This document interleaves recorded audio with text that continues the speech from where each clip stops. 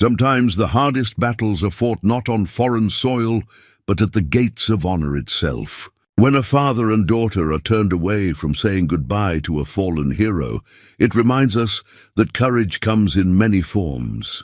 Marcus is a single dad and former combat pilot who drove through the night with his young daughter to attend his brother-in-arms funeral. Security stops them at the cemetery gates because he's wearing flight gear instead of dress blues. His little girl Lily clutches a red rose, not understanding why they can't go inside. Then a black SUV arrives. The Pentagon's chief of operations steps out, walks past the guards and tells them they belong here. What she knew about Marcus's connection to the fallen soldier would change everything. But what secret bond made even the Pentagon's top official believe this pilot deserved to be there?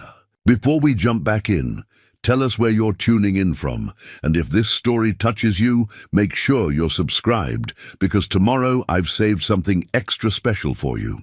6 hours earlier, Marcus Donovan stood in his modest kitchen, coffee growing cold in his hands as he stared at the email that had arrived at 3:47 a.m. The subject line read simply, "Funeral Services, Captain David Sterling." His fingers tightened around the ceramic mug, a Father's Day gift from Lily painted, with uneven flowers and the words, "Worlds." "Best Dad," in purple crayon the notification, was formal, sterile. Captain Sterling would be laid to rest, with full military honors at Arlington National Cemetery. Family and invited personnel only. Marcus scrolled through the message twice, searching for his name among the attendees. "It wasn't there, Daddy." Lily's voice drifted from the hallway, sleepy and uncertain. "You're up early." Marcus quickly closed the laptop and turned to face his 8-year-old daughter. She stood in the doorway, wearing her favorite pajamas, pink with tiny airplanes scattered across the fabric. Her sandy blonde hair stuck up at odd angles, and she rubbed her eyes with small fists, just checking the weather for today's flights. "Sweetheart." The lie came easily, practiced from years of shielding her from the complexities of adult worries. "Go back to bed. It's Saturday." But Lily was already padding across the linoleum in bare feet, drawn by the gravity in his voice that she couldn't yet name, but somehow understood. She climbed onto the kitchen stool beside him, her legs swinging freely. "Is everything okay?" she asked, the question carrying weight beyond her years. Marcus studied his daughter's face, earnest green eyes that reminded him painfully of her mother. The same determined set to her chin when she sensed something important was happening. At 8, Lily possessed an intuition that constantly surprised him. She'd inherited her mother's emotional intelligence, along with her stubborn streak.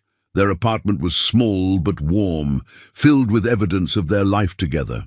Aviation charts covered one wall of the living room. Marked with routes, Marcus flew as a commercial pilot for Southwest Airlines. Model planes perched on every available shelf. Gifts from colleagues, souvenirs from layovers, projects they'd built together on rainy weekends. But scattered among the civilian aircraft were older pieces. A faded photograph of an FA-18 Hornet, a worn leather flight helmet sitting on the bookshelf. Dog tags tucked discreetly in a drawer. "Remember when I told you about Uncle Dave?" Marcus asked carefully. Lily's expression grew serious. She'd heard stories about Uncle Dave, not many, but enough to know he was important to her father. Someone who'd been like family before she was born, during the years when Daddy wore a different uniform and flew different planes. "The one who sent me the birthday card with the fighter jet." "That's right." Marcus felt his throat tighten. Dave had never forgotten Lily's birthday, even though they'd only met twice. The cards arrived faithfully each year, usually featuring military aircraft and signed with his neat handwriting, "From your honorary uncle, who's proud of your daddy. Is he sick?" Marcus struggled with how to explain death to a child who'd already lost too much. Lily barely remembered her mother. Cancer had taken Karen when Lily was 4. The conversations about heaven and angels and people watching over them felt inadequate now. "He was hurt very badly while helping other people," Marcus said finally. "He died being a hero." Lily absorbed this with the solemn acceptance children show when confronted with life's harsh realities. She'd learned early that the world could take people away without warning. "Are we going to his funeral?" The question hung in the air between them. Marcus looked around their small kitchen, at the school art projects magneted to the refrigerator, at Lily's backpack hanging by the door, at the ordinary life they'd built together. His military service felt like something from another lifetime, memories he'd carefully compartmentalized, to protect them both from the weight of what he'd done and seen. But Dave deserved better than being mourned from a distance. "I think we should," Marcus said quietly. Lily nodded, with the gravity of someone much older. "Will there be other pilots there?" "Yes, sweetheart. Lots of them. Will you wear your uniform?" Marcus glanced toward the bedroom closet where his dress blues hung in a garment bag, untouched for 3 years. The uniform represented a part of himself he'd tried to leave behind, not from shame, but from necessity. Being a single father required him to be present, grounded, safe. The man who'd flown combat missions over hostile territory felt incompatible with the man who packed school lunches and helped with homework. "I don't think so," he said. "We'll drive down in regular clothes." The decision felt right, even as he made it. This wasn't about military protocol or proper appearances. This was about showing up for someone who'd mattered, regardless of whether his presence was officially recognized. Lily slipped off the stool and wrapped her arms around his waist in the fierce hug that never failed to ground him. At 8, she still believed her father could fix anything, protect her from everything. Marcus prayed he'd never have to disappoint that faith. "Can we bring flowers?" "Absolutely." They spent the morning making preparations with the same careful attention they applied to any important journey. Lily picked out her best dress, navy blue with tiny white anchors, while Marcus ironed a clean shirt and searched for his least wrinkled khakis. They stopped at a florist, where Lily selected a single red rose after examining dozens of options with scientific precision. "This one," she announced finally, holding up a bloom with deep crimson petals. "It's perfect." The drive to Washington would take 4 hours, putting them at Arlington just as the ceremony began. Marcus had made the calculation carefully. They'd arrive with no time for explanations or negotiations, just enough to slip in quietly and pay their respects. As they loaded the car, Marcus caught his reflection in the passenger window. He looked like exactly what he was, a civilian father on a weekend trip with his daughter. Nothing about his appearance suggested the classified missions. The combat decorations locked away in a safe deposit box. The brotherhood forged in the crucible of war. Maybe that was for the best, but as they pulled onto the highway, headed toward Arlington and a reckoning with his past, Marcus couldn't shake the feeling that some honors transcended uniforms and official recognition. Some debts could only be paid by showing up, regardless of the cost. The highway stretched endlessly ahead as dawn broke over the Virginia countryside. Lily had fallen asleep in the passenger seat, her head resting against the window, the red rose cradled carefully in her lap. Marcus drove through the quiet morning hours, his mind drifting between the road and memories of a different time. "Daddy?" Lily's voice was soft, still heavy with sleep. "Tell me about Uncle Dave again." Marcus glanced at his daughter in the rearview mirror. She'd moved to the back seat sometime during the drive, curled up with her favorite blanket, a patchwork quilt her mother had made before she got sick. "What would you like to know?" "Was he really my uncle?" Marcus considered how to explain military brotherhood to an 8-year-old. How do you describe the bonds forged when people trust each other with their lives? When shared danger creates family ties stronger than blood? "Not by birth," he said carefully. "But in every way that mattered, yes. He was family, like how Mrs. Foster next door isn't really my grandmother, but she bakes me cookies and remembers my birthday. Exactly like that. Except Uncle Dave and I took care of each other in very dangerous places." Lily was quiet for a long moment, processing this. "Were you scared?" The question hit Marcus unexpectedly. He'd never talked to Lily about fear, his own or anyone else's. She knew he'd been in the military, knew he'd flown planes for the country, but they'd never discussed the reality of combat. "Sometimes," he admitted. "But having Uncle Dave there made it less scary. We looked out for each other, like how you look out for me." Something like that. The comparison wasn't quite accurate, Military partnerships were built on different foundations than parent-child relationships. But Marcus understood what she was reaching for. The comfort of knowing someone had your back. The security of being cared for unconditionally. As they crested a hill, the Washington Monument came into view in the distance, a white spear piercing the morning sky. Marcus felt something tighten in his chest. They were almost there. "Are there going to be a lot of people?" Lily asked. "Probably. Uncle Dave was very respected. Will they know who we are?" Marcus hesitated. "Probably not, sweetheart. We might not know many people there.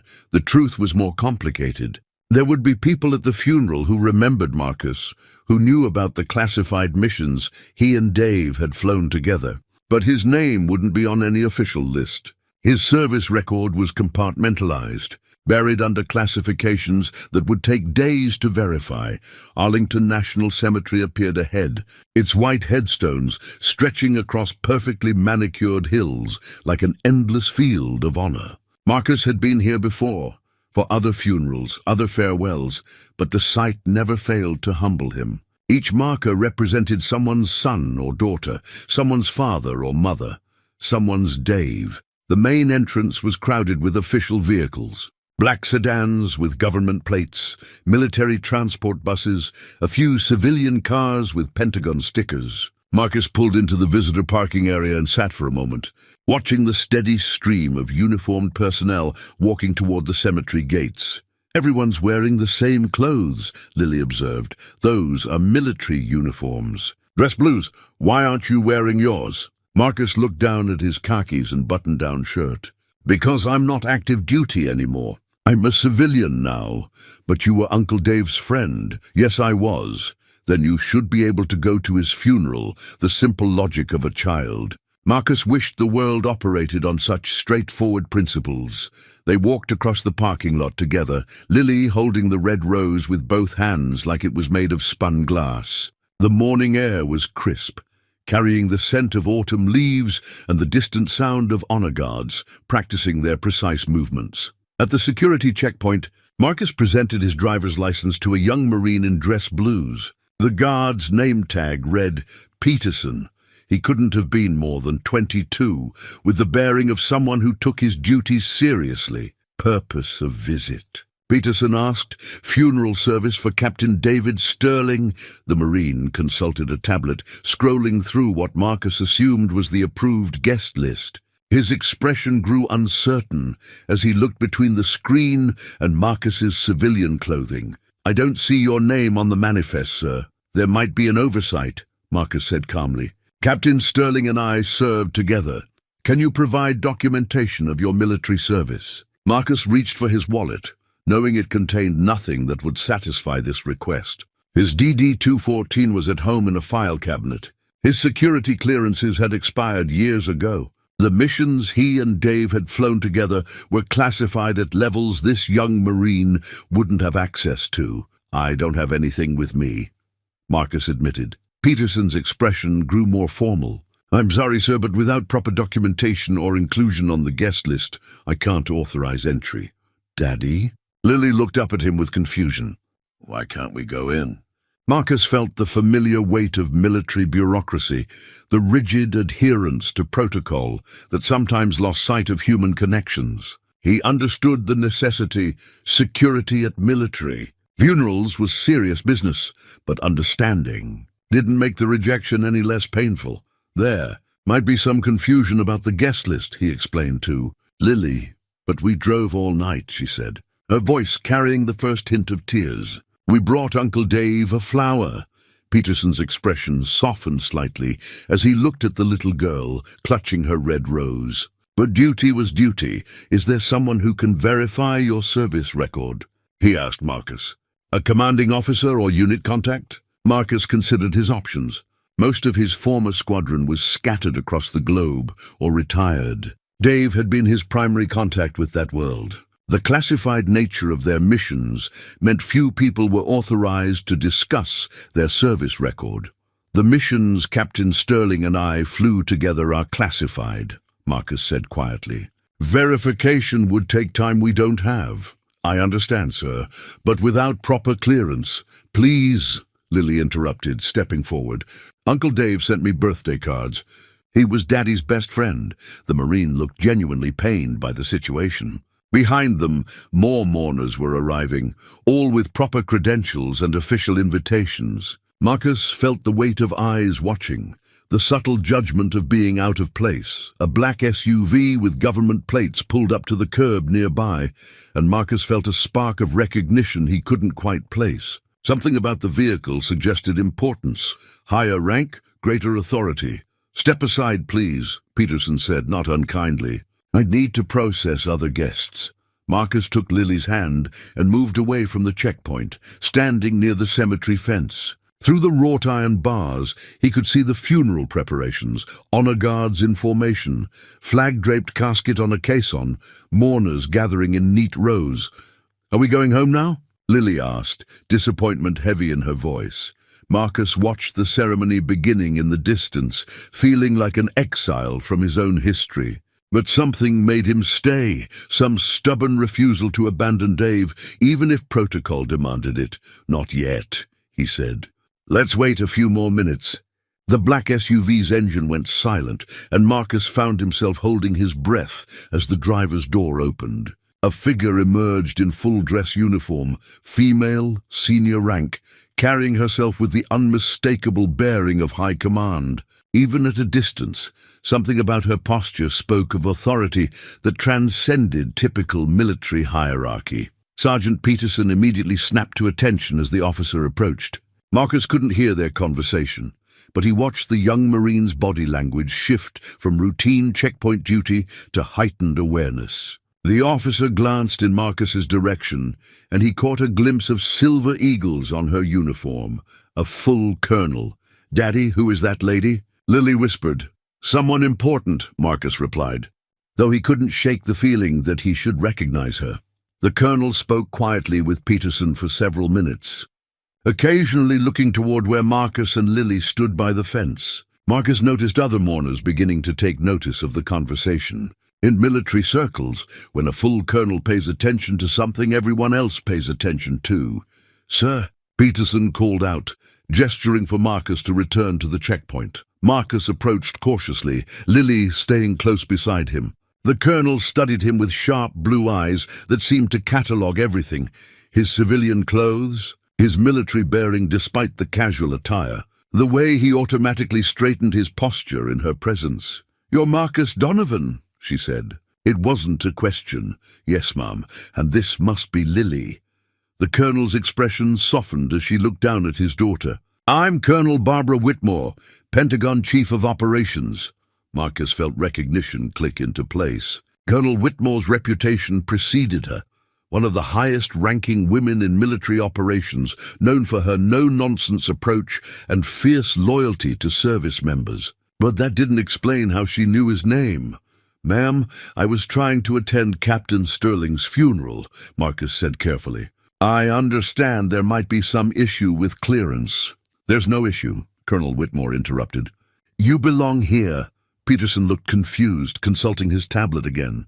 "Ma'am, his name isn't on the guest manifest. That's an oversight that needs immediate correction." Whitmore's tone carried the weight of absolute authority. "Captain Donovan is authorized for full access." "Captain?" Lily looked up at her father with surprise. Marcus felt heat rise in his cheeks. He'd been careful never to use his military rank in civilian life, wanting Lily to know him simply as her father, not as someone defined by past service. "Colonel, with respect, I'm no longer active duty," Marcus said quietly. "Retired," she corrected. "Captain rank is permanent. And your service with Captain Sterling is well documented in certain circles." The emphasis on certain circles wasn't lost on Marcus. Colonel Whitmore clearly had access to classified service records, but that raised the question of why she was here, why she'd intervened on his behalf. "I don't understand," Peterson said, still studying his tablet. "There's no record of Captain Donovan on any access lists." "Sergeant, some service records require higher clearance to access," Whitmore explained patiently. "Captain Donovan and Captain Sterling flew classified missions together. Their unit designation alone is above your current clearance level." Marcus watched understanding dawn on the young Marine's face. Peterson's expression shifted from confusion to respect as he began to grasp the implications. "What kind of missions?" Lily asked, her curiosity overriding the formality of the moment. "The kind we don't talk about in public places," Marcus said gently. Colonel Whitmore crouched down to Lily's eye level. "Your father is a hero, young lady. He saved a lot of lives, including Captain Sterling's." Lily beamed with pride, though Marcus could see she didn't fully understand the implications. At 8, concepts like classified missions and heroism existed in the abstract realm of movies and bedtime stories.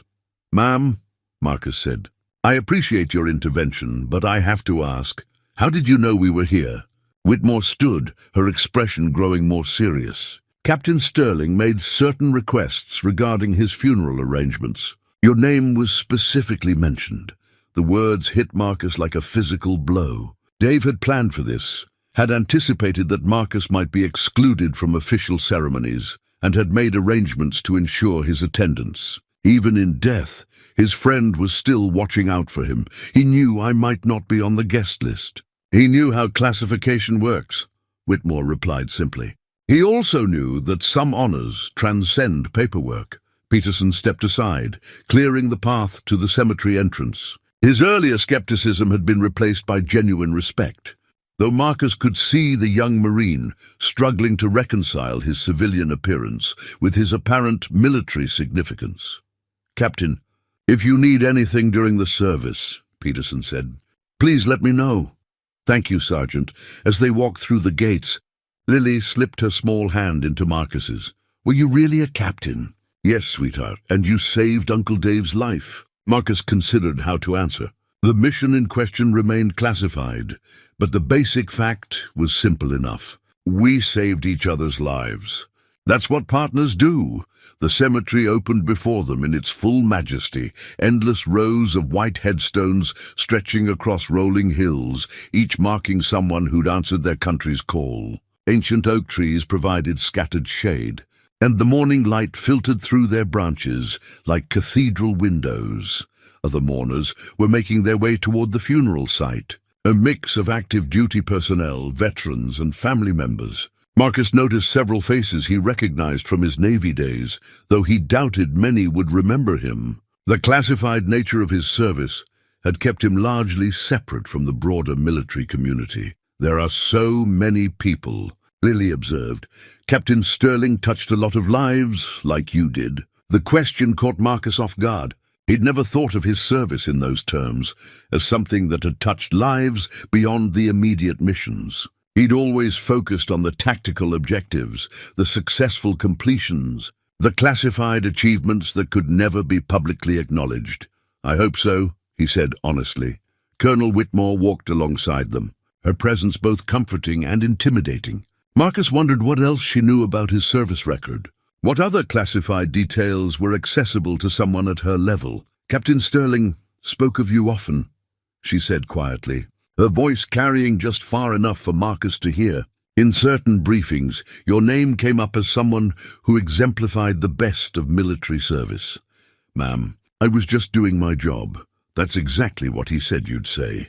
They approached the gathering of mourners, and Marcus felt the familiar mixture of belonging and displacement that had characterized his relationship with military culture since leaving active duty. These were his people in some fundamental way, but the years of civilian life had created distance he couldn't quite bridge.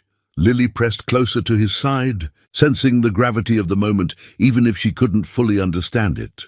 Her red rose seemed to glow against her navy dress, a splash of color in a sea of military precision. The funeral gathering was larger than Marcus had expected. More than 100 people stood in respectful formation across the manicured grass, their dress uniforms creating a sea of navy blue and marine dress scarlet. Family members clustered near the front, Dave's widow, Janet, who Marcus recognized from old photographs, their teenage son and daughter, elderly parents who'd aged decades since he'd last seen them. Colonel Whitmore guided them toward an area reserved for military personnel, but Marcus hesitated. Despite the colonel's intervention, he still felt like an intruder in his civilian clothes. "Ma'am, perhaps we should stand toward the back," he suggested quietly. "Nonsense." Whitmore's tone brooked no argument. "You served with the deceased. You belong with his squadron." As they moved through the crowd, Marcus began to notice subtle reactions from other mourners. A few double takes from officers who seemed to recognize him, but couldn't quite place the context. Whispered conversations that stopped when he passed. The complex dance of military recognition filtered through years of separation and classification. "Commander Rodriguez?" The voice came from behind them. Marcus turned to find a man in his 50s wearing the uniform of a Navy commander. The face was familiar but aged, someone from his past trying to reconcile memory with present reality. "It's Captain Donovan now," Colonel Whitmore corrected before Marcus could respond. "Retired. Captain Donovan," the commander repeated, understanding dawning in his expression. "From the Ghost Hawk Squadron." The unit designation hung in the air between them. Ghost Hawk Squadron, officially it had never existed. The missions they'd flown were so classified that even the squadron name was compartmentalized information. "Sir?" Marcus nodded. Falling back into military courtesy despite his civilian attire, "This is my daughter Lily," he added. Placing a protective hand on her shoulder, Commander Rodriguez crouched down to Lily's level with practiced ease. Clearly a father himself. "Your daddy flew with some of the bravest pilots in the Navy. He saved Uncle Dave," Lily said with 8-year-old pride. "I'm sure he did." "Your daddy was known for bringing everyone home safe." The comment carried weight beyond polite conversation. In military aviation, bringing everyone home was the highest compliment, not just tactical success, but care for fellow service members that transcended mission objectives. More veterans began to approach as word spread through the gathering. Men and women Marcus hadn't seen in years, faces marked by time and experience, but still carrying the distinctive bearing of military aviators. Each recognition felt like stepping back in time, accessing a version of himself he'd carefully compartmentalized. "Captain Donovan, sir." A young lieutenant approached with obvious nervousness. "Lieutenant Kate Morrison, I've studied your mission protocols in advanced tactical training." Marcus felt surprised discomfort at being treated as a legend by someone barely out of flight school. "Those missions are classified, Lieutenant. The tactical innovations aren't, sir. Your development of low-altitude insertion techniques revolutionized special operations support." Lily looked up at her father with growing amazement. Each interaction revealed new layers to his military service, achievements she'd never imagined. "Daddy, what's low-altitude insertion?" "Flying helicopters very close to the ground to help soldiers," he simplified. "Was it dangerous?" "Sometimes," Colonel Whitmore intervened gently. "Your father was very good at dangerous things, Lily. That's why so many people are here today." The honor guard was beginning to take position near the gravesite.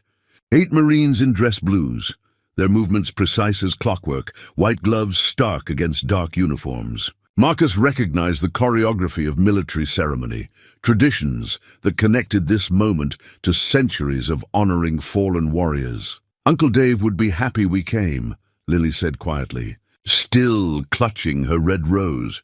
Yes, he would. Marcus found himself studying the faces around them, young and old. Active duty and veteran, family and fellow warriors. This was Dave's true legacy, he realized. Not the classified missions or tactical achievements, but the web of human connections forged through shared service. "Captain," an older man approached, wearing the uniform of a Navy captain, same rank as Marcus, but clearly still active duty. His name tag read Brennan. "I worked with Sterling on his final assignment. He spoke of you often. All good things, I hope. He said you were the best pilot he'd ever flown with. Said you had an instinct for impossible situations." Marcus felt the familiar discomfort with praise. Military culture emphasized team achievement over individual recognition, but aviation demanded acknowledgement of skill levels that could mean the difference between mission success and catastrophe.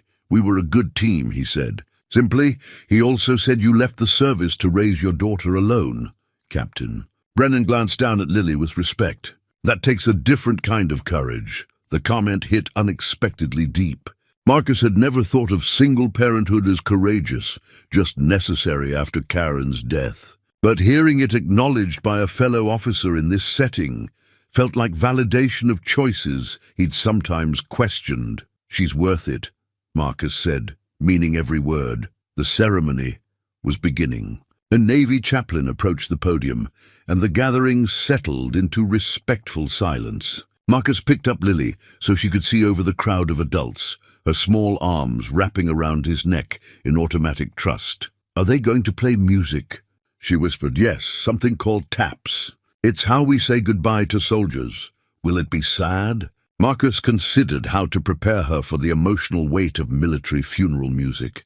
It's sad and beautiful at the same time. Like remembering someone you love, Colonel Whitmore positioned herself slightly behind them, her presence serving as both protection and validation. Marcus understood that her intervention had transformed this from an unauthorized appearance to an official recognition of his connection to the deceased. The chaplain began to speak, his words carrying across the cemetery with the practiced cadence of someone who delivered too many military farewells. Marcus found himself automatically straightening, muscle memory overriding years of civilian life.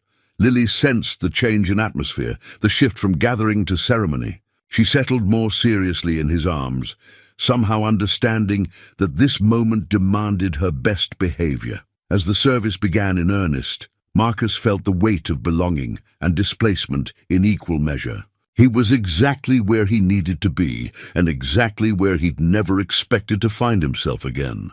Dave's final gift, bringing him back into the fold of people who understood what they'd shared and lost. The morning sun climbed higher, casting long shadows across the endless rows of white headstones. In the distance, the sound of aircraft from Reagan National Airport provided a subtle reminder of the world beyond this sacred ground, the civilian life Marcus had built, the future he was creating with Lily. But for this moment, he stood among his brothers and sisters in arms, honoring a friend who deserved better than to be mourned from outside the gates. The chaplain's voice carried across the cemetery with practiced solemnity, speaking of service and sacrifice, of lives lived in defense of ideals greater than individual comfort. Marcus found himself studying the faces around him, some stoic, others struggling with visible emotion, all united in the peculiar mixture of pride and grief that defined military funerals. Lily shifted in his arms, trying to follow the formal language of the service. "What does ultimate sacrifice mean?" she whispered. "It means Uncle Dave gave everything he had to help other people." Marcus whispered back. She absorbed this with the serious consideration children apply to concepts they sense are important but can't fully grasp. Her red rose had become slightly crushed from being held so tightly, but she guarded it like a sacred trust. The honor guard began their ceremonial movements, 8 Marines executing the precise choreography of military tradition. Marcus watched their white gloves handling the flag with reverent care, each fold deliberate and meaningful. He'd witnessed this ceremony dozens of times, but it never lost its power to humble him. "Daddy, why are they folding the flag so carefully?" "Because each fold has a meaning," Marcus explained quietly. "It's a way of showing respect." Near the front of the gathering, Dave's widow, Janet, stood between her teenage children, her composure absolute, despite the obvious weight of grief. Marcus remembered meeting her years ago at squadron social events, a gracious woman who'd understood the demands of military life and supported them without complaint. The sound of approaching aircraft drew attention skyward. A formation of 4 FA-18 Hornets appeared, flying in perfect formation until one peeled away, the missing man formation, military aviation's tribute to fallen pilots. Marcus felt his throat tighten as he watched the solitary aircraft climb away from its squadron mates. "Where's that plane going?" Lily asked. "Home," Marcus said simply. "It represents Uncle Dave's final flight." Colonel Whitmore stepped closer, speaking quietly so only Marcus could hear. "Captain Sterling requested that formation specifically. He wanted you to see it." The revelation hit Marcus unexpectedly. Even in planning his own funeral, Dave had been thinking of others, ensuring that Marcus would witness this final salute between aviators. As the ceremony continued, more veterans approached during respectful pauses. A retired Navy chief who'd worked on their aircraft maintenance, a Marine colonel who'd coordinated ground support for their classified missions, a CIA liaison whose presence suggested operations Marcus couldn't discuss even years later. Each interaction reinforced the same theme. Dave had been beloved not just for his skill as a pilot, but for his character as a human being. Stories emerged of his mentorship of younger aviators, his insistence on safety protocols that saved lives, his ability to find humor even in the darkest situations. "Your uncle sounds like he was very special," Lily observed after hearing several reminiscences. "He was one of the best people I've ever known," Marcus replied. Commander Rodriguez returned with his wife, a woman whose bearing suggested her own military background. "Captain, I wanted you to meet Elizabeth. She worked intelligence support for Ghost Hawk operations." Elizabeth shook Marcus's hand with firm professionalism. "Your mission reports were required reading for tactical analysis. The Kandahar extraction alone saved 12 lives." Marcus felt uncomfortable with the specific reference, even among people with appropriate clearances. "Some missions live better in memory than in conversation. We all did our jobs," he said. "Some of us did more than our jobs," Elizabeth replied gently. Captain Sterling made sure certain achievements were properly documented, even if they couldn't be publicly recognized. The comment carried implications Marcus wasn't sure he wanted to explore. Military decorations for classified missions existed in a complex realm of acknowledgement, sometimes awarded years after the fact, sometimes never formally presented despite being earned. Lily was growing restless, the formal ceremony stretching beyond her attention span. Marcus set her down carefully, keeping her close as she stretched her legs. Several nearby mourners smiled at her obvious effort to maintain appropriate behavior. A young sailor approached hesitantly, barely out of basic training, wearing dress blues that still carried the stiffness of new uniforms. "Excuse me, sir." "Petty Officer Jackson. I wanted to thank you." "For what, sailor?" "My brother was on the team you extracted from Syria 3 years ago. He came home because of what you and Captain Sterling did." Marcus felt the familiar weight of unintended consequences, missions, undertaken for strategic objectives, that became deeply personal for families he'd never meet. The classified nature of special operations meant that success stories rarely reached the people who'd made them possible. "What's your brother's name?" "Hospital Corpsman 2nd Class David Jackson, sir. He's stationed in San Diego now. Tell him I'm glad he made it home safe." "I will, sir." "Thank you." Lily watched this exchange with growing fascination. Each conversation revealed new dimensions to her father's military service, a hidden history of helping people she was only beginning to understand. The chaplain concluded his remarks, and the honor guard prepared for the final elements of the ceremony. Marcus recognized the transition. The formal service was ending, but the most emotionally powerful moments were yet to come. "What happens now?" Lily asked. "They'll play taps and then present the flag to Uncle Dave's family. Will you cry?" The directness of the question caught Marcus off guard. Children possessed an honesty about emotion that adults often lost. "I might," he admitted. "It's okay to cry when saying goodbye to someone important." Colonel Whitmore appeared at his elbow again, her timing suggesting she'd been monitoring his interactions throughout the service. "Captain, there's something else." Captain Sterling left specific instructions regarding the flag ceremony. "Ma'am?" "He requested that you be included in the presentation." "There's a second flag prepared." Marcus felt stunned. Military funerals typically presented a single flag to the immediate family. Having a second flag prepared for a fellow service member was unusual, requiring special authorization and planning. "Colonel, I'm not sure that's appropriate." The family specifically requested it," she interrupted. "Mrs. Sterling insisted that you receive military honors alongside her husband." Across the gathering, Janet Sterling caught Marcus's eye and nodded slightly. Even in her grief, she'd remembered the bonds that had connected her husband to his squadron mates. The realization overwhelmed Marcus. that Dave's family had thought to include him in their most sacred moment of farewell, that his civilian clothes and unofficial status hadn't diminished their recognition of his importance to their husband and father. Lily sensed the shift in emotional atmosphere. The way adult conversations sometimes carried weights children couldn't understand but could feel. She pressed closer to his side, her presence anchoring him to the present moment and his responsibilities as her father. The honor guard was taking final positions. Soon, the haunting notes of taps would echo across Arlington, carrying one more warrior to his eternal rest among the hundreds of thousands who'd answered their country's call. Marcus straightened his shoulders, feeling the familiar posture of military bearing despite his civilian attire. Some honors transcended uniforms. As the honor guard took their final positions, Colonel Whitmore approached Marcus with an envelope bearing official Pentagon letterhead. Her expression carried the gravity of someone delivering news that would fundamentally alter the recipient's understanding of their own history. "Captain, this is from Captain Sterling. He left instructions that it be delivered during his funeral service."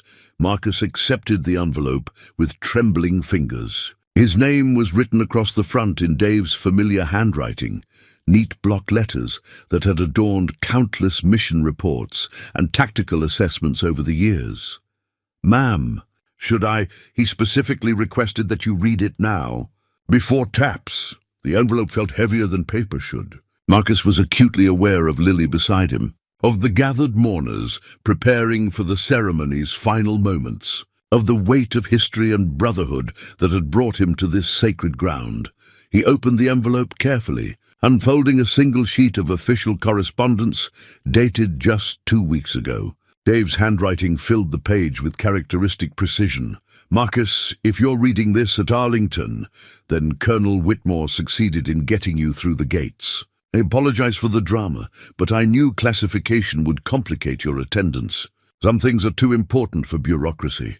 I've carried a secret for 3 years, one that needs to be shared before I take my final flight. The Bronze Star you earned during the Kandahar operation was never officially presented due to classification issues. I've spent the last year working through Pentagon channels to correct this oversight. You saved 12 lives that night, including mine. You flew into hostile territory with zero visibility under heavy fire to extract a reconnaissance team that had been compromised. When my aircraft took damage, you made the decision to stay behind and provide cover while I evacuated wounded personnel. You held position for 17 minutes against overwhelming odds. The military bureaucracy failed you then. I'm ensuring it doesn't fail you now. Inside this envelope, you'll find authorization for your Bronze Star presentation. Colonel Whitmore will conduct the ceremony after the flag presentation. It's 30 years overdue, but some honors transcend timing. Your daughter should know that her father is a hero. Not because of rank or decorations, but because when others needed help, you answered without hesitation. That's who you are, Marcus. That's who you've always been. Take care of that little girl. She has her father's courage. Your brother in arms." Dave Marcus felt his vision blur as he finished reading. The words carried the weight of validation he'd never realized he needed, not for his own ego, but for the understanding that his service had mattered in ways beyond mission objectives. "Daddy?" Lily's voice seemed to come from a great distance. "What does the letter say?" Marcus looked down at his daughter, seeing her through new eyes. For 8 years, he'd been simply her father, the man who made breakfast and helped with homework and told bedtime stories. Now he realized she was about to witness him, being recognized as something else entirely. "It says, Uncle Dave was proud to serve with me," he managed. Colonel Whitmore stepped forward, holding a small wooden box that Marcus recognized as containing military decorations. "Captain, with your permission, we'll proceed with the presentation after taps." The formality felt surreal. Marcus had attended dozens of military ceremonies, but he'd never been the focus of one. The prospect of being honored in front of his daughter, of having his military service formally acknowledged after years of compartmentalization, felt overwhelming. "Lily will be able to see?" he asked. "She'll have the best view in the cemetery." Whitmore assured him. The bugler stepped forward. A young Marine whose bearing suggested the honor of playing taps was both privilege and burden. The first notes echoed across Arlington with haunting clarity, that distinctive melody that had accompanied American warriors to their final rest for generations. Marcus felt Lily's small hand slip into his as the music played.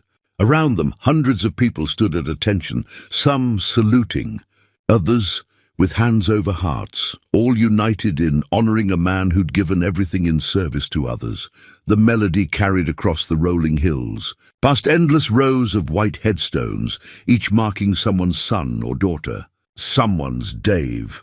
Marcus thought of all the ceremonies like this one, the accumulated weight of sacrifice that democracy demanded and rarely acknowledged.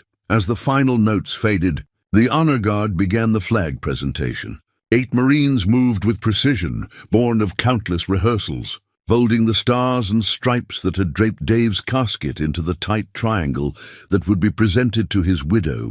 Janet Sterling accepted the flag with quiet dignity, holding it close as the Marine spoke the traditional words, "On behalf of the President of the United States, the United States Navy, and a grateful nation, please accept this flag as a symbol of our appreciation for your loved one's honorable and faithful service." A second Marine approached Marcus, carrying another perfectly folded flag. The formality of the moment felt surreal, being honored alongside the deceased's family, receiving recognition that had been delayed by 3 decades of classification and bureaucracy. "Captain Marcus Donovan," Colonel Whitmore announced, her voice carrying across the gathering. "On behalf of the United States Navy and in recognition of exceptional heroism during classified operations, please step forward." Marcus felt every eye in the cemetery focused on him. The civilian clothes that had made him feel like an outsider now seemed irrelevant. Military bearing transcended uniforms. It lived in posture, in bearing, in the way someone carried responsibility for others. Lily walked beside him, still clutching her red rose, somehow understanding that this moment belonged to both of them. The gathering of mourners had transformed into witnesses to an overdue recognition ceremony. Colonel Whitmore opened the wooden box, revealing the Bronze Star medal, bronze star suspended from red, white and blue ribbon, simple in design but profound in meaning. Marcus had seen the decoration before, had known men and women who'd earned it, but he'd never imagined holding one intended for his own service, for extraordinary heroism in aerial combat.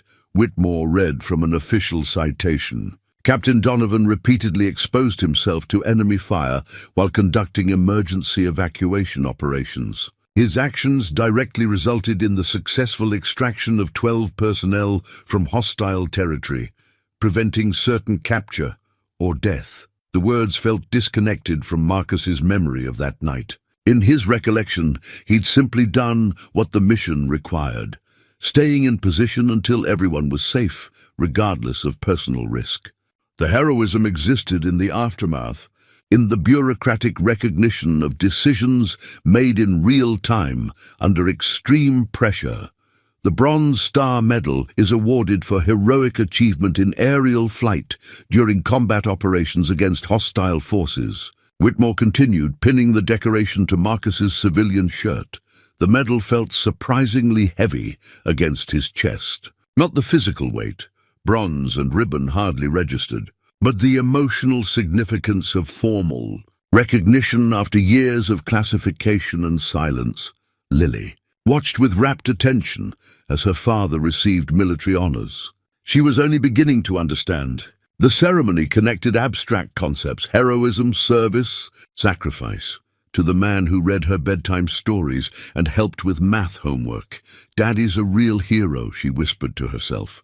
Loud enough for nearby mourners to hear, the comment broke some of the formal tension, drawing gentle smiles from veterans who remembered their own children's pride in military service. Military families understood the complex dynamics of service that required balancing public duty with private responsibility. As the ceremony concluded, mourners began approaching Marcus with congratulations and renewed recognition. The medal had transformed him from an unofficial attendee to an honored guest, validating his place among Dave's military family. Commander Rodriguez clasped his shoulder firmly. 30 years overdue, but worth the wait. Thank you, sir. Lieutenant Morrison approached with obvious awe. Sir, having the Bronze Star presented at Arlington, that's incredibly rare. You must have done something extraordinary. Marcus looked down at Lily, who was beaming with 8-year-old pride. I had something worth coming home for, he said simply.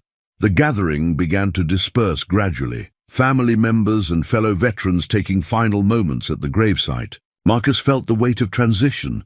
The formal ceremony was ending, but the emotional processing was just beginning. Dave was really gone. The brother-in-arms who'd watched his back through countless dangerous missions, who'd sent birthday cards to a little girl he barely knew, who'd spent his final months ensuring Marcus received proper recognition for service that could never be fully acknowledged. Can we visit Uncle Dave's grave? Lily asked. Of course. They approached the fresh gravesite, where a simple military headstone would soon mark Dave's final resting place. The Arlington grounds crew had already begun their careful work, preparing the grave for the standard white marble marker that would join thousands of others. Marcus stood quietly, feeling the presence of history and brotherhood that connected this moment to every military funeral that had come before. Lily placed her red rose carefully at the head of the grave, her small gesture carrying the weight of proper farewell. Thank you, Marcus said quietly, addressing words to a friend who could no longer hear them. For everything. Colonel Whitmore appeared beside them one final time. Captain Sterling left one more instruction. He wanted you to know that the classification on your joint missions has been reduced. You're authorized to discuss your service with appropriate audiences. The information took a moment to process. For years, Marcus had carried the weight of experiences he couldn't share, achievements he couldn't acknowledge, brotherhood he couldn't explain. The declassification wouldn't make him more comfortable with attention, but it meant he could answer Lily's questions honestly. That means I can tell people about my daddy? Lily asked, understanding the implications faster than adults often did. It means your daddy can finally tell people about himself, Whitmore replied. As the other mourners began to leave, Colonel Whitmore remained behind with Marcus and Lily at the gravesite. Her persistence suggested there was more to discuss, information that required privacy away from the larger gathering. Captain, there's something else Captain Sterling wanted you to know. Something that goes beyond the Bronze Star presentation. Marcus felt a familiar tension in his stomach.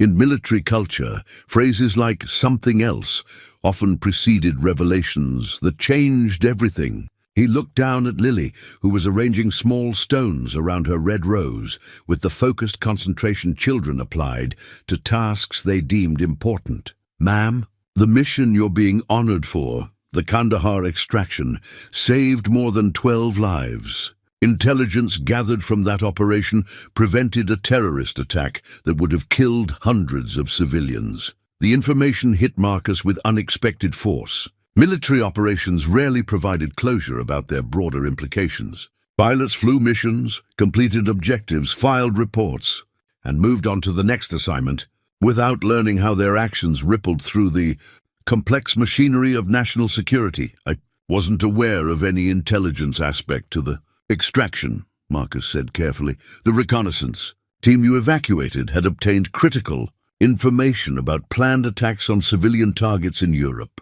When their position was compromised, that intelligence was in danger of being lost or falling into enemy hands. Colonel Whitmore paused, allowing the implications to settle.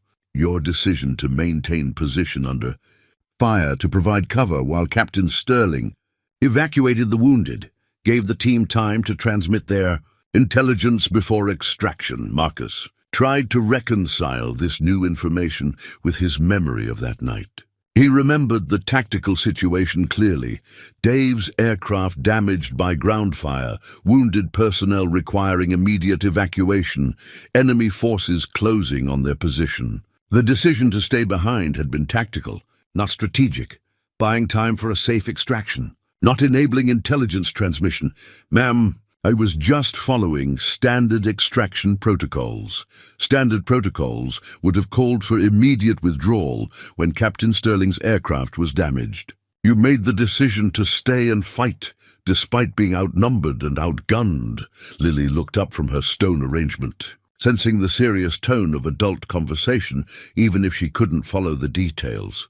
Daddy, what's a terrorist attack? The question hung in the air between them. How do you explain to an 8-year-old that her father had prevented mass casualties by doing his job?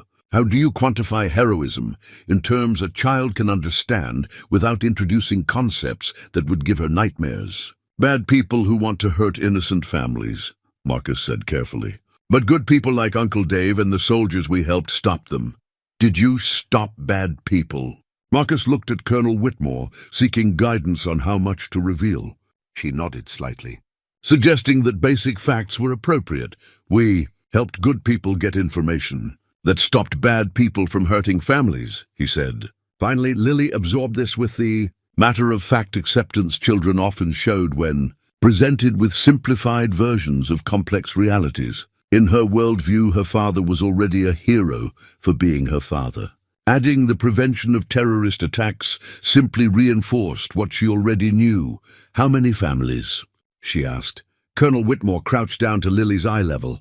The intelligence prevented attacks on 3 locations: a shopping center, a school, and a hospital. Hundreds of people went home safe to their families because of what your daddy and Uncle Dave did. The scope of the revelation overwhelmed Marcus. Military service involved accepting that individual actions contributed to larger objectives, but rarely did service members learn about specific lives saved or disasters prevented. The classified nature of special operations meant that success stories remained buried in intelligence. Files. Captain Sterling spent 2 years working through Pentagon channels to get this information declassified. Whitmore continued. He believed you deserved to know the full impact of your service, even in death. Dave had been looking out for him, not just ensuring military recognition, but providing the emotional closure that came from understanding how individual courage connected to larger purposes. Why did Uncle Dave want you to know this? Lily asked, with the directness that characterized children's approach to complex adult emotions. Marcus considered how to answer. Dave had understood something about survivors' guilt, about the weight of classification that prevented service members from processing the full meaning of their actions. By revealing the intelligence implications, he'd provided context that transformed a dangerous extraction into a clear moral victory. Because Uncle Dave knew, I sometimes wondered if what we did really mattered, Marcus admitted. But it did matter, Lily said with 8-year-old certainty. You saved families. The simple declaration carried more emotional weight than formal recognition or military decorations. His daughter understood instinctively what military bureaucracy had taken 30 years to acknowledge, that individual courage in service of others represented the highest form of human achievement. Colonel Whitmore stood, her mission nearly complete, but clearly holding one final revelation. There's one more thing, Captain. The Bronze Star was upgraded, ma'am. The Pentagon Review Board recommended the Silver Star. Your actions exceeded the criteria for the Bronze Star. The ceremony will be held at the Pentagon next month, with full honors. The Silver Star, the nation's 3rd highest military decoration, awarded for gallantry in action against an enemy. Marcus had known Silver Star recipients, had respected the extraordinary courage the medal represented. The prospect of receiving such recognition felt surreal. Colonel, I'm not sure. You don't have a choice, she interrupted with gentle firmness. This comes directly from the Secretary of the Navy. Captain Sterling's advocacy reached the highest levels of military leadership. Lily was watching this exchange with growing excitement, somehow understanding that the adults were discussing something extraordinary, even if she couldn't grasp all the details. Will there be another ceremony? She asked. A much bigger one, Whitmore confirmed. At the Pentagon, with your father's former squadron mates and senior military leadership. The thought of such formal recognition felt overwhelming to Marcus. He'd spent years building a civilian identity centered on being Lily's father, not on past military achievements. The prospect of returning to that world, even temporarily, required mental adjustments he wasn't sure he was ready to make.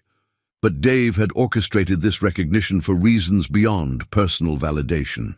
He'd understood that some honors served larger purposes, inspiring others, acknowledging sacrifice, demonstrating that individual courage mattered in an increasingly complex world. "Will you go, Daddy?" Lily asked. Marcus looked down at his daughter, seeing her pride and excitement, understanding that this moment was as much about her understanding of him as it was about military recognition. "We'll go together," he said.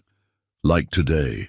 Like today, Colonel Whitmore gathered her materials, preparing to leave them alone, with their thoughts and the weight of revelations that would take time to fully process. "Captain, one final message from Captain Sterling. He said to tell you that the best part of military service isn't the missions you fly or the decorations you earn. It's coming home to what matters most." She glanced meaningfully at Lily, still arranging stones around her red rose with focused determination. "He was right," Marcus said quietly. As Colonel Whitmore walked away, Marcus stood with his daughter beside Dave's grave, feeling the full weight of brotherhood that transcended death, of recognition that transcended time, of love that made all sacrifice meaningful. The drive home from Arlington stretched through the Virginia countryside as afternoon shadows lengthened across rolling hills. Lily had fallen asleep in the passenger seat, exhausted by the emotional weight of the day, the Bronze Star ceremony, and revelations about her father's hidden heroism. Marcus drove in contemplative silence, processing everything that had transpired. The Bronze Star rested in its presentation case on the dashboard, catching occasional glints of sunlight that reminded him of its presence. For 30 years, his military service had existed in a compartmentalized realm of classified missions and unacknowledged achievements. Now, suddenly, that carefully constructed separation between his military past and civilian present had collapsed. His phone buzzed with a text message from Colonel Whitmore. "Pentagon ceremony scheduled for November 15th. Full dress uniform required. Let me know if you need assistance with arrangements." The formal notification felt surreal. In 3 weeks, he would stand before senior military leadership and receive the Silver Star, an honor he'd never imagined earning, let alone receiving in such public fashion. The prospect filled him with equal measures of pride and anxiety. When they arrived home, Lily immediately wanted to call her grandmother to share the day's events. Marcus listened from the kitchen as she excitedly described the ceremony, the honor guard, the flag presentation, and her father's medal. "Grandma, Daddy saved hundreds of families. He's a real hero." The conversation reminded Marcus that Lily's understanding of his military service had been fundamentally transformed. She could now speak with pride about his achievements, could answer questions about his background without the vague responses that had characterized her earlier explanations. Over the following days, word of the Arlington ceremony and upcoming Pentagon recognition spread through their community. Fellow airline pilots approached Marcus with new respect. Colleagues who'd known him for years, suddenly viewing him through the lens of military heroism rather than simply as a reliable captain. "I had no idea about your service record," said Captain Robert Hayes, a fellow Southwest pilot who'd flown with Marcus for 5 years. Bronze Star and Silver Star. That's incredible. Marcus found himself uncomfortable with the attention, preferring the anonymity that had characterized his civilian life.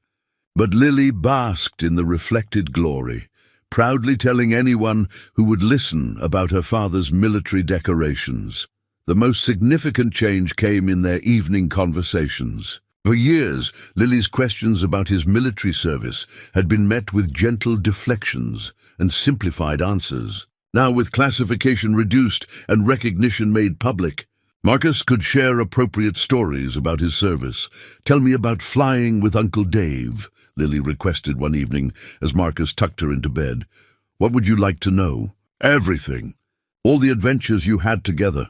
Marcus considered how to share military experiences with an 8-year-old. Some stories were appropriate, tales of friendship, teamwork, and dedication to mission success. Others would remain classified not by military decree, but by parental discretion. "Uncle Dave was the best wingman a pilot could have," Marcus began. "That means he watched out for me while I watched out for him. We flew together so often that we could communicate without words, like how I know what you're thinking sometimes." Exactly like that. In dangerous situations, that kind of understanding can save lives. Were you scared when you flew together? Marcus had avoided discussing fear with Lily, wanting to preserve her sense of security in a world that could be dangerous and unpredictable. But her question deserved honesty appropriate to her age. "Sometimes I was nervous about the missions," he admitted. "But I was never scared of flying with Uncle Dave. I trusted him completely, like how I trust you completely." The comparison caught Marcus unexpectedly. He realized that military trust, the absolute confidence in another person's competence and commitment, served as a foundation for all meaningful relationships, including parenthood. "Yes, sweetheart." Like that. As the Pentagon ceremony approached, Marcus found himself facing practical challenges he hadn't anticipated. He needed to obtain a dress uniform. His own had been stored for years and no longer fit properly.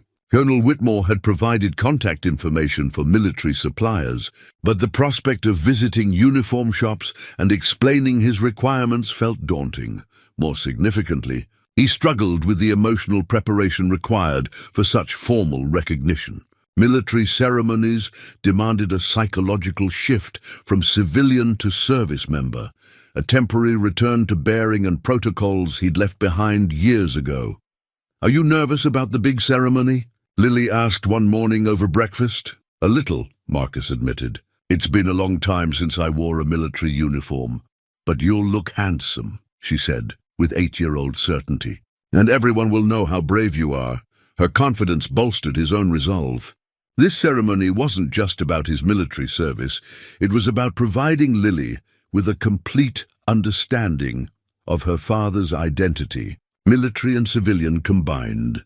The uniform-fitting appointment felt like stepping back in time. The military supplier's shop was filled with the distinctive scents of wool and brass polish, surrounded by racks of dress blues and service uniforms that represented every branch of military service.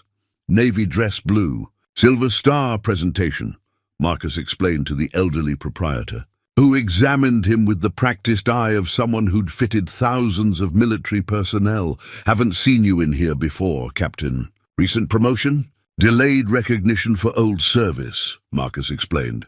The proprietor nodded knowingly. "Happens more often than people realize. Classification can complicate awards process."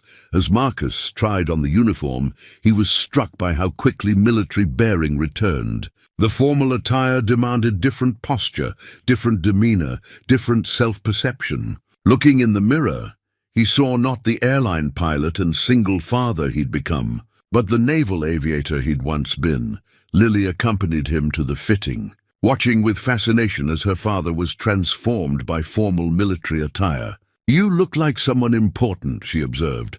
"I look like someone who served his country," Marcus corrected gently. Same thing. The wisdom of children continued to surprise him. In Lily's worldview, military service automatically conferred importance, not because of rank or decorations, but because of commitment to something larger than individual interest. Colonel Whitmore called that evening with final details about the Pentagon ceremony. "The Secretary of the Navy will present the Silver Star personally. There will be media coverage, defense publications and local news outlets." The prospect of media attention made Marcus uncomfortable. He'd spent years maintaining privacy about his military service, protecting both himself and Lily from unwanted scrutiny. "Mom, is the media coverage necessary?"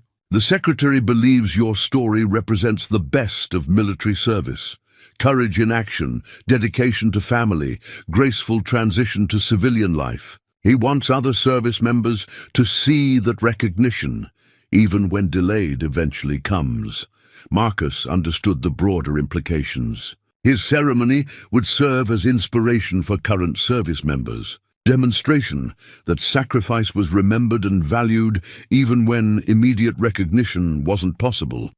Will Lily be able to attend the full ceremony? She'll have a front row seat. The secretary specifically requested that your daughter be included in all aspects of the event.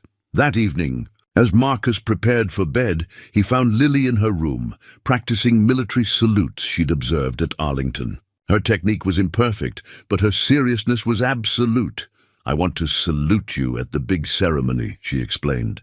"Sweetheart, civilians don't salute military personnel, but I want to show respect, like the other soldiers did."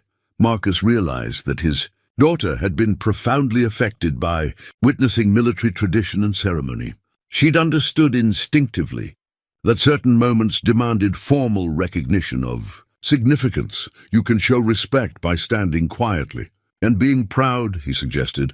"I'm already proud," she said simply. 3 days before the Pentagon ceremony, Marcus received an unexpected phone call from Janet Sterling, Dave's widow. Her voice carried the quiet strength that had impressed him years ago during squadron social events.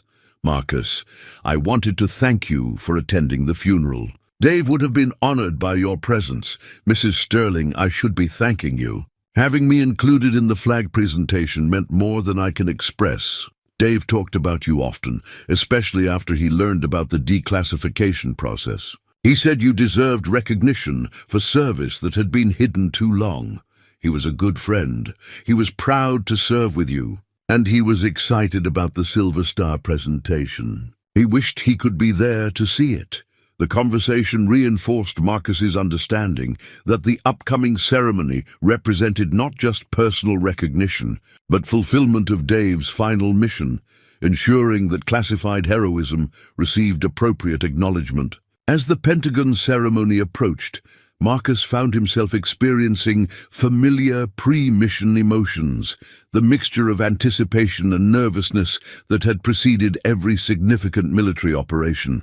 But this time, the stakes were different. This time, he was representing not just his own service, but the legacy of friendship and brotherhood that had defined his military experience. Lily sensed his emotional preparation, offering the kind of support that children provide instinctively when they recognize adult vulnerability. "Daddy, Uncle Dave will be watching from heaven," she said with absolute conviction. "How do you know?" "Because that's what friends do. They watch out for each other." The simple truth grounded Marcus in understanding that transcended ceremony and recognition. Military brotherhood didn't end with death or retirement. It continued in memory, in honor, in the commitment to carry forward the values that had made sacrifice meaningful. Tomorrow, he would stand before the highest levels of military leadership and receive recognition that was 30 years overdue. But tonight, he sat with his daughter, understanding that the most important honor was her respect, her pride, her knowledge that her father had served something greater than himself. The Pentagon's river entrance bustled with early morning activity as Marcus and Lily approached the massive building that served as the nerve center of American military power. Marcus wore his dress blue uniform for the first time in years, the Silver Star presentation ceremony requiring full military formality. Lily walked beside him in her best dress, the same navy blue with tiny anchors she'd worn to Dave's funeral. Security procedures at the Pentagon were extensive but efficient. Marcus presented his identification and ceremony, authorization, while Lily watched with wide-eyed fascination at the military personnel moving through the corridors with purposeful urgency. "It's so big," she whispered as they were escorted through seemingly endless hallways lined with portraits of military leaders and displays of historical artifacts. "The Pentagon is like the brain of the entire military," Marcus explained quietly. "People here make decisions that affect soldiers all over the world." Colonel Whitmore met them in the reception area outside the Secretary of the Navy's office, resplendent in her dress uniform with full honors and decorations.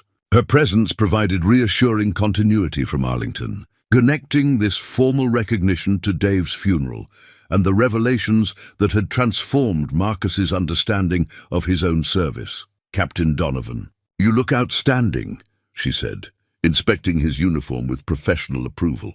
"And Miss Lily, you look absolutely beautiful." Lily beamed at the compliment, then surprised everyone by executing a reasonably accurate military salute. "I've been practicing," she announced proudly. "Very impressive," Whitmore replied seriously, returning the salute with full military courtesy.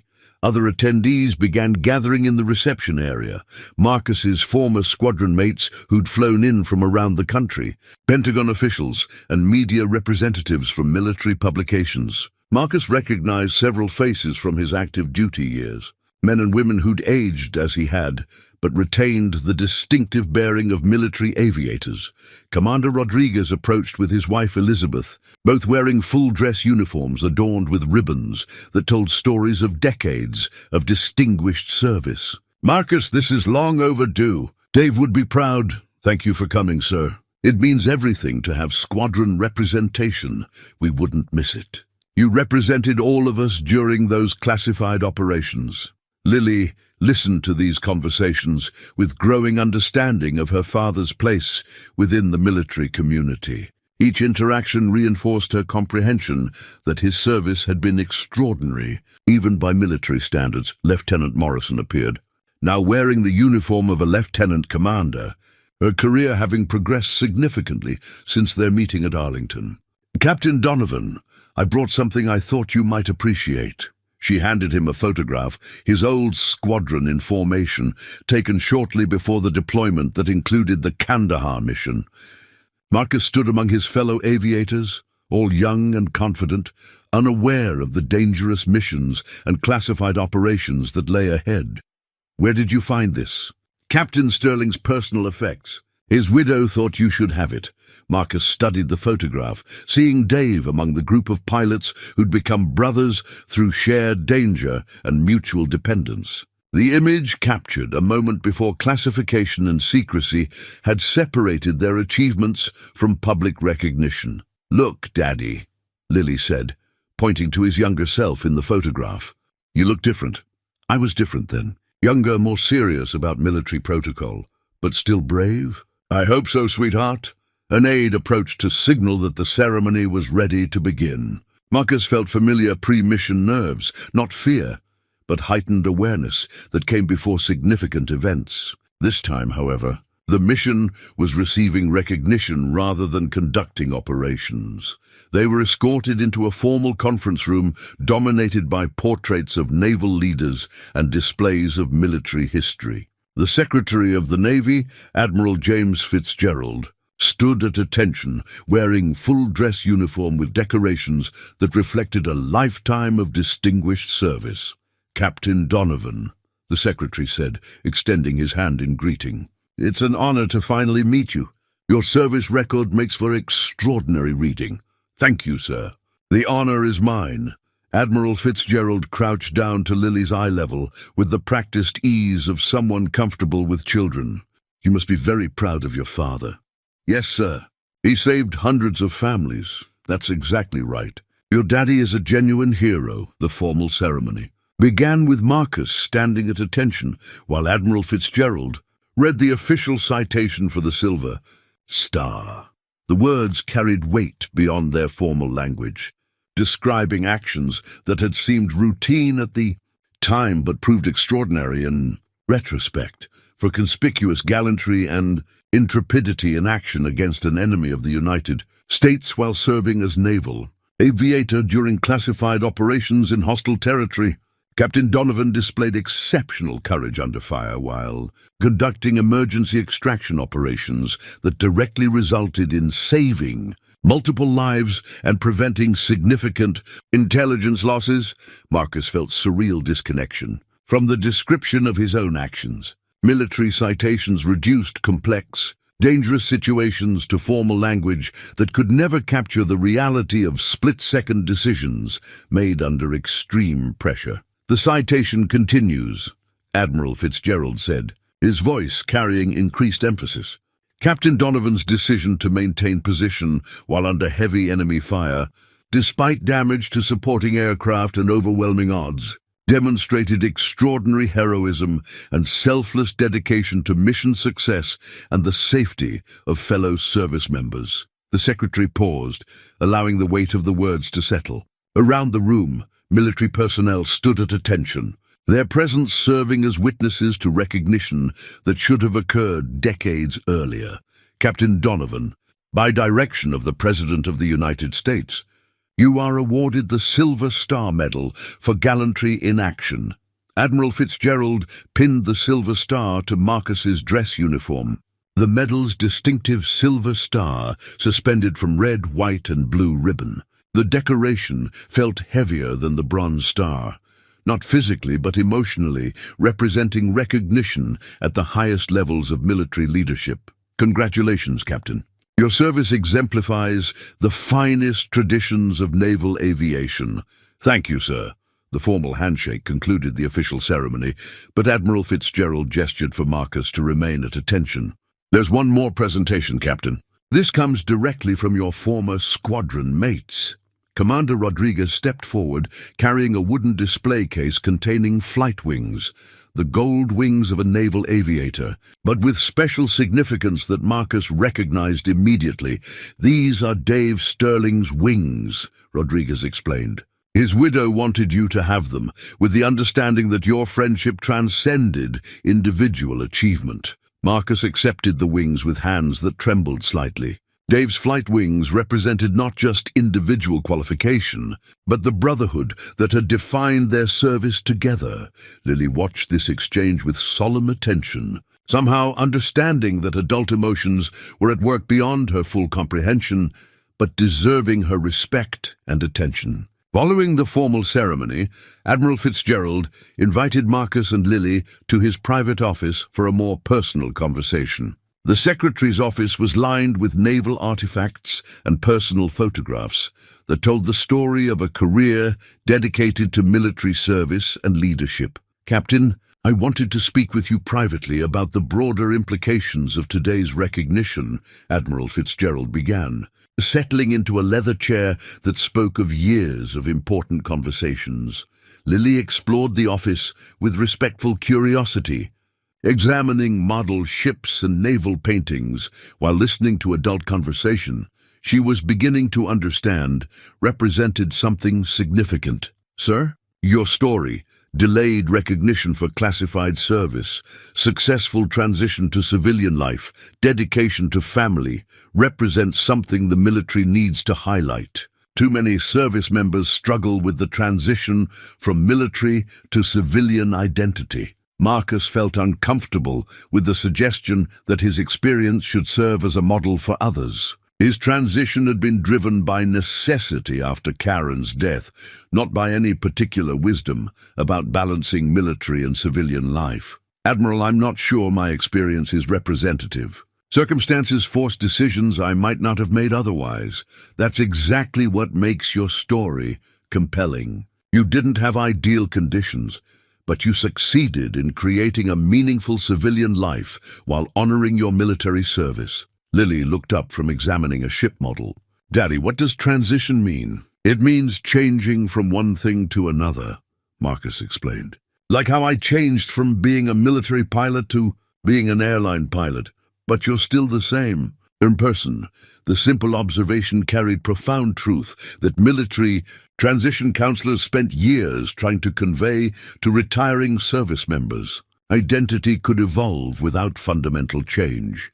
Military experience informed civilian life rather than conflicting with it. Admiral Fitzgerald smiled at Lily's insight. Your daughter understands something many adults struggle with. She's smarter than her father sometimes. Daddy, will you go back to being a military pilot now? Lily asked with sudden concern. The question revealed that she'd been processing the day's events with typical childhood anxiety about stability and change. Receiving military recognition might suggest a return to military service, disrupting the civilian life they'd built together. No, sweetheart. I'm still going to be an airline pilot, and you're still going to be my daughter. Today was about honoring the past, not changing the future.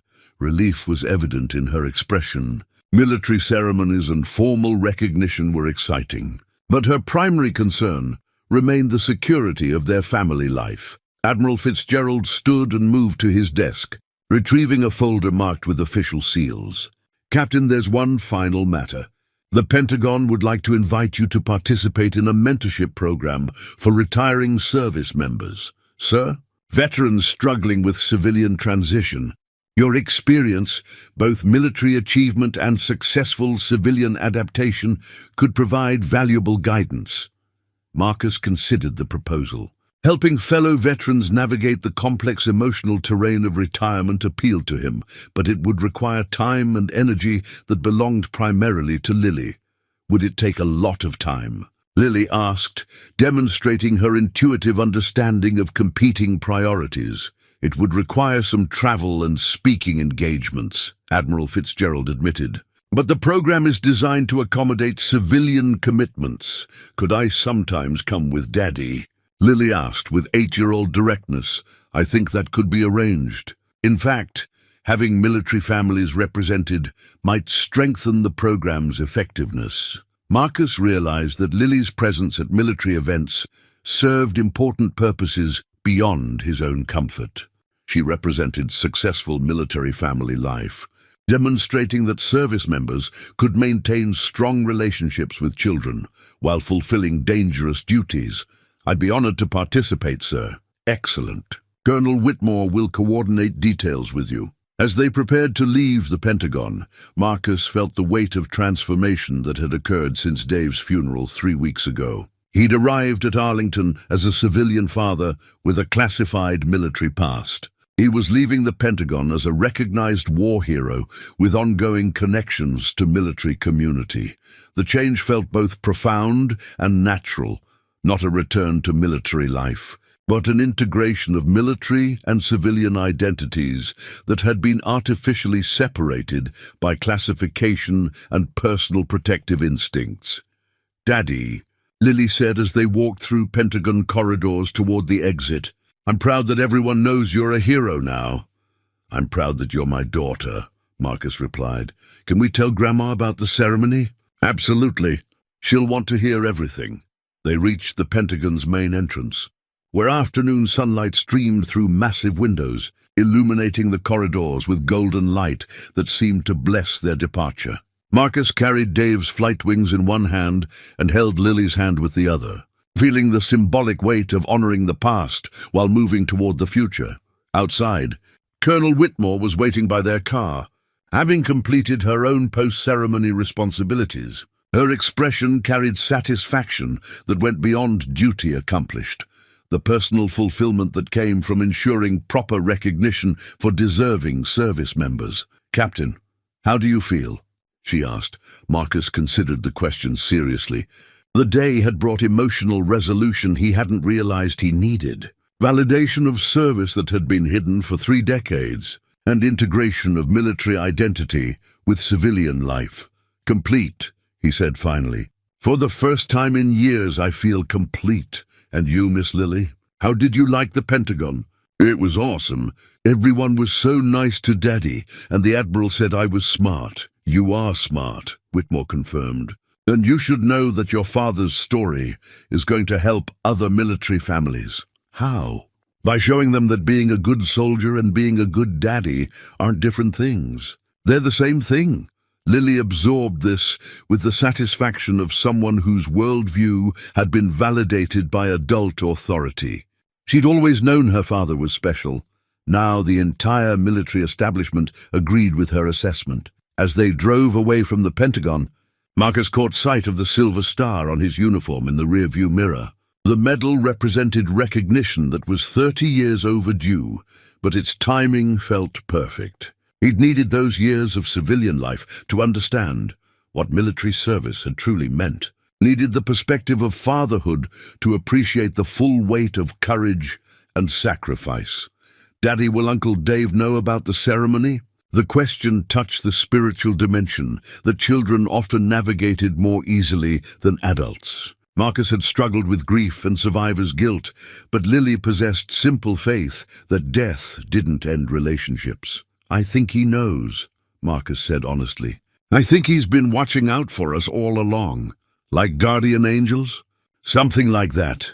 The drive home took them past Arlington National Cemetery, where Dave's headstone now bore the simple inscription that marked all military graves: name, rank, dates of service, and the words, "He gave his life for his country." But Marcus knew the real memorial lived in the friendships Dave had fostered, the lives he'd saved, and the recognition he'd ensured for fellow service members. "Can we visit Uncle Dave's grave again sometime?" Lily asked. "Whenever you want, sweetheart. I want to tell him about the ceremony." "But how everyone honored Daddy." Marcus felt emotional closure settling around him like a comfortable coat. The circle was complete, from classified service to public recognition, from isolated grief to community acknowledgement, from fragmented identity to integrated understanding of who he was and who he'd always been. The Silver Star would find its place among his aviation memorabilia at home. But its real significance lay in what it represented: brotherhood that transcended death, courage that deserved recognition, and service that connected individual sacrifice to larger purposes. As they pulled into their driveway, Lily was already planning how to display the medal and share the day's events with friends and neighbors. Her pride in her father's achievements would ripple outward, inspiring other children to understand military service as honorable calling rather than abstract duty. "Daddy, can we frame the picture of your old squadron?" "That's a wonderful idea. And put it next to your new medal?" "Perfect." Inside their modest home, surrounded by the familiar artifacts of civilian life they'd built together, Marcus began the process of integrating this day's recognition with their ongoing reality. The Silver Star ceremony marked an ending and a beginning, closure on classified service, and opening to new roles in military community. But most importantly, it represented validation of choices he'd made as both service member and father. Courage wasn't limited to combat operations. It included the daily commitment to raising a daughter with integrity, maintaining values under pressure, and honoring bonds that connected him to something larger than individual achievement. Silly disappeared into her room to call her grandmother, eager to share news that would spread through their extended family and community. Marcus sat quietly in his living room, still wearing his dress uniform, feeling the weight of recognition and responsibility that would shape the next phase of his life. Tomorrow, he would return to his airline pilot duties, continuing the civilian career that provided stability for their family. But he would also begin participating in veteran mentorship programs, sharing experience with service members navigating their own transitions from military to civilian life. The integration felt natural, even inevitable. Military service had prepared him for civilian leadership, and civilian experience had given him perspective on military sacrifice. Dave's final gift hadn't just been recognition. It had been the understanding that both identities could coexist and strengthen each other. 6 months after the Pentagon ceremony, Marcus stood in his kitchen preparing breakfast while Lily practiced her presentation for school career day. She'd chosen to speak about military aviation, using her father's service as the foundation for a report that would educate her classmates about the sacrifices made by service members and their families. "Daddy, how do you explain classified missions to second graders?" she asked, reviewing her notes with characteristic seriousness. "Focus on helping people and working as a team," Marcus suggested, flipping pancakes while monitoring her preparation. "Those are concepts everyone can understand." The kitchen walls now displayed both old and new aviation charts from his commercial flying career, alongside the framed photograph of his Navy squadron and the display case, containing his Silver Star and Bronze Star. Dave's flight wings occupied a place of honor near the window, catching morning sunlight that seemed to bless their presence. Since the Pentagon ceremony, their lives had found a new rhythm that integrated Marcus's military recognition with their civilian routines. He'd begun participating in veteran mentorship programs, traveling occasionally to speak at retirement ceremonies and transition workshops. Lily often accompanied him, her presence serving as tangible evidence that military service could coexist with successful family life. "Mrs. Patterson says I should bring pictures," Lily announced, referring to her teacher's guidance for the Career Day presentation. "We have plenty of those now." The photo collection had grown significantly since Dave's funeral. Pictures from the Pentagon ceremony, images from veteran events, and new photographs with Marcus wearing his military decorations alongside his airline uniform. The visual documentation told the story of integrated identity, past service informing present purpose. Colonel Whitmore had remained in contact, occasionally updating Marcus on developments in the veteran support programs his story had helped inspire. His experience, delayed recognition leading to renewed military community connection, had become a model for addressing the complex challenges facing retiring service members. Assist the King. "Pentagon wants to feature your story in their transition. A handbook," she'd mentioned during their most recent conversation. "Your path from classified service to public recognition demonstrates that military identity doesn't end with retirement." Marcus had agreed to the inclusion, understanding that his experience might help other veterans navigate the emotional terrain of leaving active duty while maintaining connection to military values and community. A knock at the door interrupted his morning reflection. Marcus opened it to find Janet Sterling, Dave's widow, holding a small package wrapped in brown paper.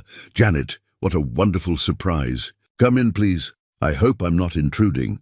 I was in the area visiting my sister and wanted to deliver something personally."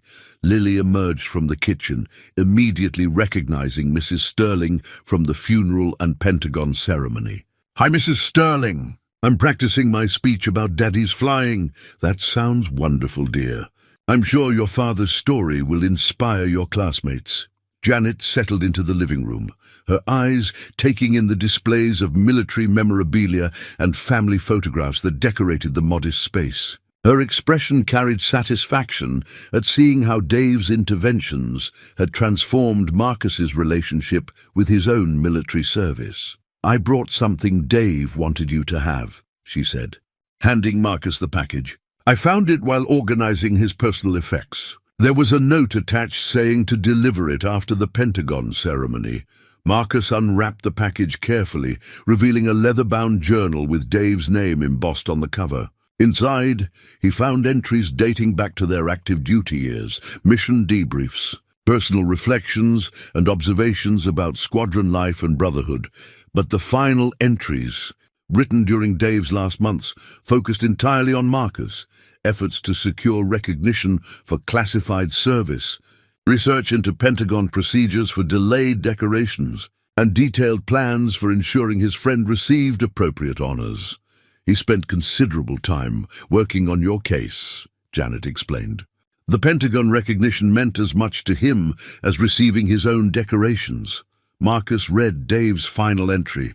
Dated just 2 weeks before his death, "Marcus deserves recognition not just for tactical achievements, but for demonstrating that military values transcend active duty. His dedication to his daughter, his successful civilian career, and his quiet dignity in the face of unacknowledged service represent the best of what we hope to instill in military personnel. If this recognition helps him understand his own worth, then the effort will have been worthwhile." The words carried emotional weight that formal citations couldn't convey.